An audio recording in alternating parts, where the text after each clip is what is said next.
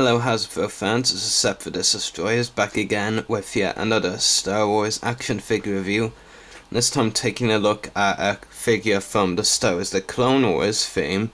It is the Clone Wars version of Darth Maul with his cybernetic legs, first seen in the season finale episode Revenge. Yeah, the last episode of season 4. So yeah, it is a pretty cool figure.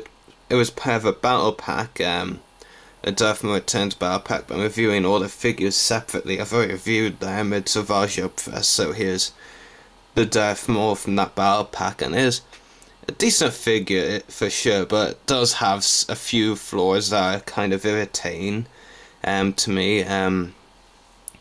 But, you know, basically got this loose off eBay, but in this loose version, like I got the Night Sister loose as well, but it didn't come with any of the pack-ins, but could with this Darth Maul figure. Got pack-ins of the Black Stand that was included with the battle packs in 2012. So yeah, nothing exciting to see there. Then the card, Darth Maul's The Clone Wars card, which does have him in a couple of really cool poses. So yeah, really cool. And if any of those details, or if you play the game, well, maybe that will interest you, but I doubt it, because I honestly don't know of anyone who has played the game. And anyway, this is the figure. I'm only, like, basically the battle pack version, for whatever reason, like, it came with a double blade lightsaber, and then in the show he only uses one lightsaber, and it came with this extra crappy accessory which I'll get onto later, but of course I want to keep it screen accurate to the Clone Wars, so I've only given him one lightsaber to hold.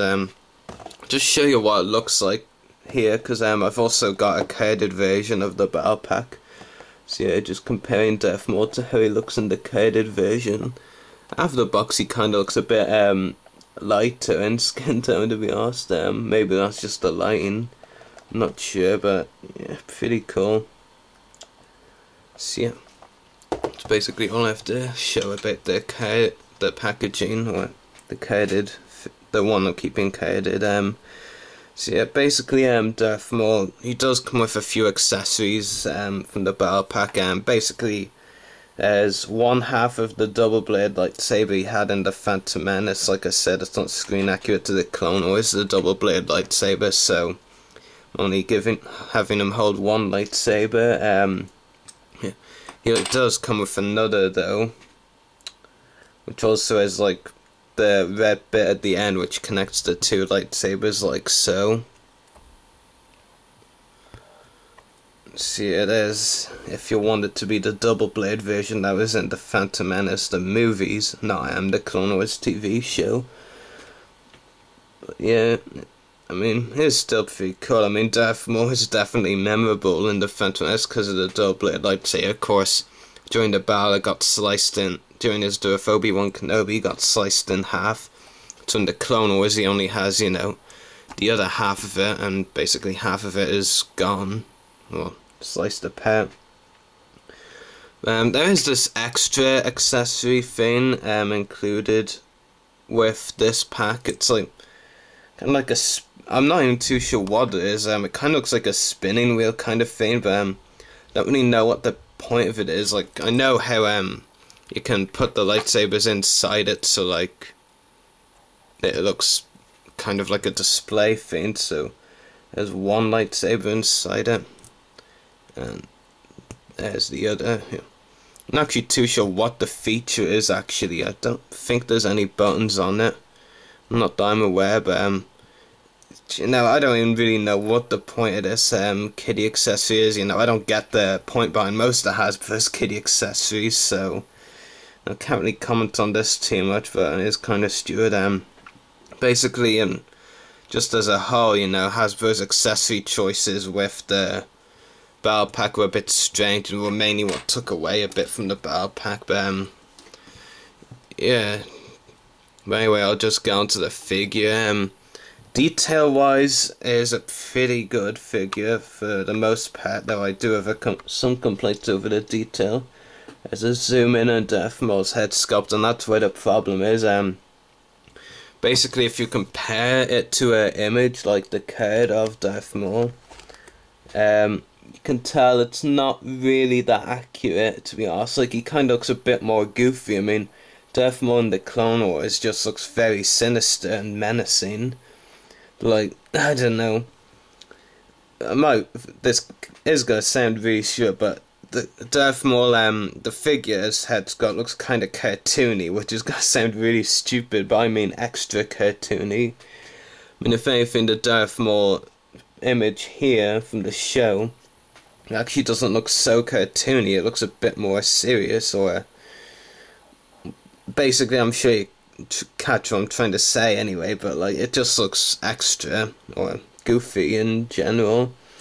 Like, so the facial detailing, that could have been a lot better on Hasbro's part. Like, it's not very accurate, and it does make him look kind of stupid, to be honest, in a way. Yeah, it's really my only problem with the detail is the facial tattoos, if you want to call them that. The detail on the body and basically all over the rest of the figure is just really cool, and all the detail they put into the cybernetic legs as well, like the markings you can see there. Yeah, there's just a lot of detailing that went into the legs, which is really cool, and all the detail bits here near his feet. Basically, there's just a lot of details on the figure, and on the back as well, some more tattoos, if you want to call them that. Like, there's just a lot of great detailing on the figure as a whole. So the detail aside from the facial details are like pretty spot on for Darth Maul. But like, again, if you're comparing with the card, it's not that great, to be honest. In regard to the facial details. Articulation in this figure, it's a bit strange, to be honest, the articulation point he's got, because 2012 became famous for the Clone Wars line just screwed knee and ankle articulation as well as wrist articulation. And basically, the articulation choice with this figure is very strange. He actually does have knees and ankles, but they took away a couple of other points. Well, ankles are gone on this figure as well, which kind of makes it a bit harder to pose him with his weapon, with his lightsaber. But the articulation points I'll just move on to it so you get the idea. Basically, he has a ball jointed head, ball hinged shoulders and elbows, but there isn't a lot of movement in the elbows considering how near the elbow joint is to the glove kind of thing he has. There's no wrist articulation, no waist articulation either. You can't move his torso at all. But he does have completely ball hinged leg joints, ball hinged hips, ball hinged knees and ball hinged ankles, which is really good to see, because we've been lacking full ball hinged leg joints in the Clone Wars line this year a lot. I mean, we had ankles with Cody, but with the Phase 2 Cody, but not ball hinged hips on that one. So this is, I think, the only the Clone Wars figure this year with ball hinged hips, which is really cool. But yeah, the wrist articulation, it does take away from the lightsaber poses or action poses he can do, which is quite annoying, and the lack of waist articulation as well takes away from that, which is quite frustrating. But yeah, I believe Hasbro are re-releasing this Battle Pack figure and at the 2013 Yoda packaging in the Clone Wars line. Same figure. It did look different in a prototype image at Celebration 6, but recent carded images now make it look the same from what I've seen. Yeah, I'd give this figure a rating of maybe 7.5 or 8 out of 10. The problems with this figure definitely go to the articulation, lack of wrist and waist articulation, which really take away from the action poses he can do. And of course the facial detailing, which isn't great either. But overall, it is still a decent figure and really cool. to see Hasbro like get the cybernetic legs Darth Maul figure out so quickly, you know. I mean, Revenge had barely aired, or maybe not even aired, but when the Battle Pack was originally announced.